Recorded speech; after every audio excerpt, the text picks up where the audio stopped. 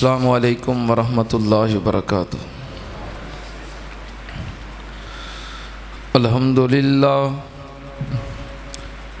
अल्हम्दुलिल्लाह नहमदुहु व नस्तईनुहु व नस्तगफिरुहु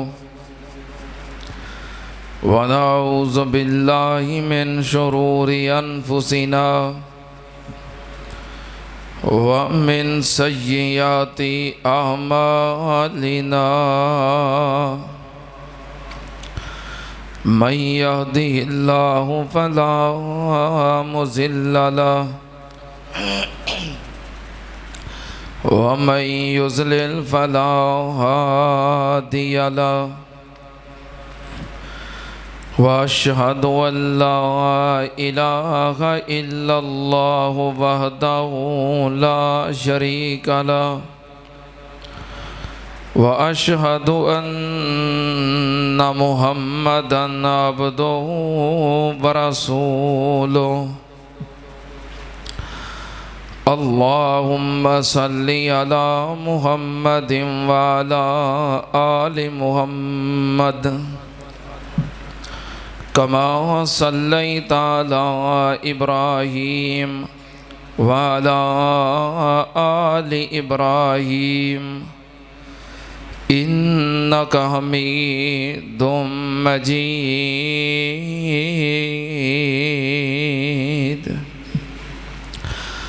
अल्लाहुम्मा बारिक अला मुहम्मदिन व अला आलि मुहम्मद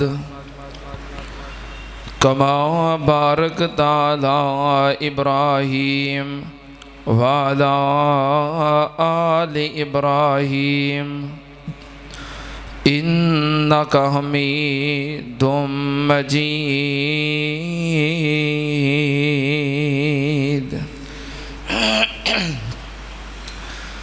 अम्मा बादु या अय्युहन्नास इन्न खैरल हदीस किताबुल्लाह व खैरल हदिय हदिय मुहम्मदिन सल्लल्लाहु अलैहि वालिहि वसल्लम व शर्रल उमूरि मुहदसातुहा व कुल्ल मुहदसतिन बिदअह व कुल्ल बिदअतिन ज़लालह व कुल्ल ज़लालतिन फिन्नार।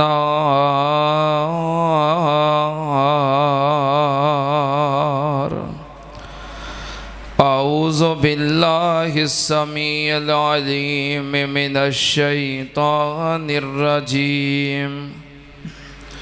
बिस्मिल्लाहिर रहमानिर रहीम। वमा खलक़तुल जिन्ना वल इंसा इल्ला लियअबुदून। सदक़ल्लाहुल अज़ीम। हम्दो सना दे लायक अल्लाह दी ज़ाते पाक है। दरूदो सलाम इमामुल अंबिया ख़त्मुर रुसुल शफ़ीउल मुज़निबीन इमामुल कुल हज़रत मुहम्मदुर रसूलुल्लाह सल्लल्लाहु ताला अलैहि व आलिहि वसल्लम दी ज़ाते ग्रामी ते। हज़रात, इस दुनिया कायनात दे अंदर अल्लाह ने कोई भी चीज़ बेमकसद पैदा नहीं की थी। अल्लाह दी तख्लीक दा कोई ना कोई मकसद है। कोई भी चीज़ बेकार नहीं, बेफ़ायदा नहीं, बेमकसद नहीं। फ़ेलुल हकीम ला यखलू अनिल हिकमा। हकीम दा कोई भी कौल हिकमत तो खाली नहीं होता। ये वखरी गल है कि किसी को समझ ना आए। अल्लाह पाक दियाँ तमाम मखलूकात और तमाम तर तखलीकात बामकसद ने, सानू समझ ना आए अलग बात है। फिर अल्लाह पाक ने हर चीज़ नू बामकसद बनाया है। जब तक वो मकसद पूरा करे उदा फायदा है, जे मकसद पूरा ना करे वो बेकार है। तुसी अपनी दुनियावी चीज़ों वाल वेख लो, मसलन अब माइक है, स्पीकर है, ये लियान दा लगान दा कोई मकसद है। जब तक ये अपना मकसद पूरा करे उन्नी देर तक असी इसकी हिफाजत भी करनी है, संभाल के लाक अंदर भी रखना है। तो जदों ये अपना मकसद पूरा करना छोड़ दवे फिर की करना है? फिर उतार के ते कबाड़ खाने सुट देना है। ठीक है ना? क्यों? जिस मकसद वास्ते इन्हों लिया मकसद पूरा नहीं कर रहा। अब पंखे ने इन्हों का कोई मकसद है, जब तक ये अपना मकसद पूरा करनगे ये अल्लाह के घर की जीनत रह, तो जो अपना मकसद पूरा करना छोड़ देंगे फिर ये भावें जिन्ने मर्जी कीमती होण, जिड्डी मर्जी बेहतरीन क्वालिटी दे होण, जितनी बड़ी अच्छी कंपनी क्यों ना होए, जो मकसद पूरा नहीं करनगे फिर साढ़े किसे कम नहीं, फिर एक कबाड़ खाने जाएंगे। इस तरह हर चीज़ है वह कोई ना कोई मकसद होता है।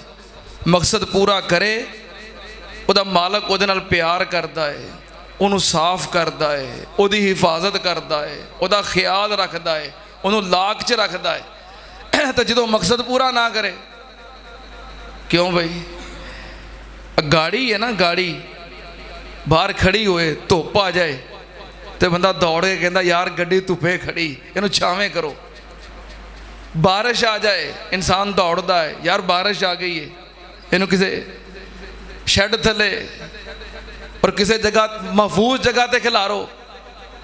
पेट्रोल खत्म होने तो पहलों गड्डी तो नहीं कहती कि मैनू छावें कर दियो, या मैं भेजती पई हाँ, या मेरा पेट्रोल मुक चला है। मालक खुद ख्याल रखता है, पेट्रोल खत्म होने तो पहलों पेट्रोल पवांदा है।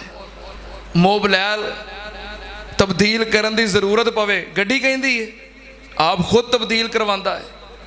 टायर ट्यूब पुराने हो जान गाड़ी नहीं कहती, मालक खुद उन्होंने तब्दील करता है। तो जदों गाड़ी अपना मकसद पूरा करना छड्ड दवे, धुप्पे खड़ी है तो खड़ी रवे, बारिश भेजती है तो भेजती रवे, गलती है तो गलती रवे, फिर मालक उसकी परवाह करता। फिर हुण की है? वो कबाड़ खाना है। अल्लाह पाक ने इंसान को पैदा किया है किसी मकसद वास्ते, मकसद पूरा करे फिर मालक इसदा ख्याल रखता है, फिर मालक इसदी हिफाजत करता है, फिर मालक दुनिया जहान दियाँ परेशानियां मुसीबतां मुश्किलात तो इन्हू बचा के रखता है। तो जो मकसद पूरा करना छोड़ दवे फिर कबाड़ खाने का माल है, भावें PTI वाले लै जान, भावें नून लीग वाले लै जान, भावें पीपल पार्टी वाले लै जान। कबाड़ खाने दी दुकानां खुलियां ने, जिहदा दिल करे इनू चुक के लै जाए। हुण ये किसी काम का नहीं, इनू जिन्हें मर्जी कोई बिल पावे, जिन्हें मर्जी टैक्स पावे, ये ते सैलाब आउण, ये ते जलजले आउण, ये ते मुसीबतां आउण, ये धरने दवे, एहतजाज करे, रौला पावे, चीखा मारे, हुण मालक नूं कोई परवाह नहीं दी। ठीक है ना? गल दी समझ आ गई है? गाड़ी मकसद पूरा करदी होवे, मालक धुप का भी ख्याल करता है, मालक बारिश का भी ख्याल करता है, मालक पेट्रोल का भी ख्याल करता है, मोबाइल का भी ख्याल करता है। जो मकसद पूरा करना छड्ड दवे फिर उन्होंने बारिश खा जाए, उन्होंने धुप खा जाए, जो मर्जी हो जाए, फिर मालक नूं ओहदी कोई परवाह नहीं। यार ये बेकार है, ये बेफायदा है, ये जेड़े मकसद वास्ते लियांदी सी मेरा मकसद नहीं पूरा करती, जो मर्जी ये ना होवे, मैनूं कोई परवाह नहीं। अल्लाह पाक ने सानू बा मकसद पैदा किया है। ख्याल करो जो असी अपना पैदाइश का मकसद पूरा करते सी उदों अल्लाह पाक की जात साडे नाल सी।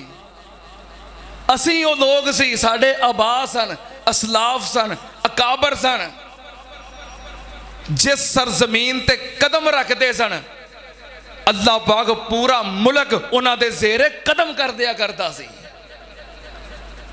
जदों साडियां गर्दनां अल्लाह दे सामने झुकदियां सन, बड़े बड़े जाबर, बड़े बड़े जालम अल्लाह साडे सामने झुका के रख दिंदा सी। लेकिन जदों असी मालक नूं छड्ड दिता है, असी अपना मकसद ही पूरा नहीं कर रहे, फिर मालक नूं साडी की परवाह है। ये जो भी साडे नाल हो रहा है ये साड़ियाँ अपनियां कीतियां दा नतीजा है। अल्लाह ने सानू अपनी बंदगी वास्ते पैदा किया है, अपनी इबादत वास्ते पैदा किया है। साडा वजूद अल्लाह की बंदगी अंदर रहना चाहिए है। साड़ी पूरी दी पूरी जिंदगी, साड़ियाँ सुबह, साड़ियाँ शामां, साडे दिन, साडे रात, साड़ी जवानी, साडा बुढ़ापा, साड़ियाँ खुशियाँ, साड़ियाँ गमियाँ, लैलो नहार, जिंदगी का एक एक लम्हा मालक की मर्जी के मुताबिक होना चाहिए है। जो तुसी मालक की मर्जी के मुताबिक जिंदगी गुजारोगे फिर जो तुसी चाहोगे अल्लाह उंज ही कर देगा। अब पानी है ना, पानी पानी अल्लाह ने साढ़े फायदे वास्ते पैदा किया है। अगर एक गिलास की शक्ल में आवे इनू असी पी जाने, तो जे सलाब की शक्ल में आवे फिर सानू पी जाता है। जो असी अल्लाह के वर्मा बरदार बन जावांगे फिर पानी भावें जिहड़ी मर्जी शक्ल चावे साडा कोई नुकसान कर सकता। जो असी अल्लाह की बंदगी करते सां, अल्लाह ने कायनात की हर चीज़ नूं साडा ताबेदार बना दिता सी।